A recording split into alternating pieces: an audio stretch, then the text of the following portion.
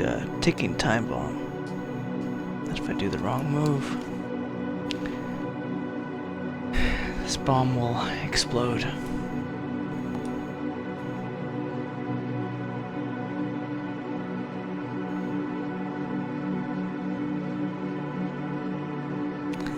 Let's try this angle, this wire first, because we got a ribbon right here and right here. I'll first do it without it.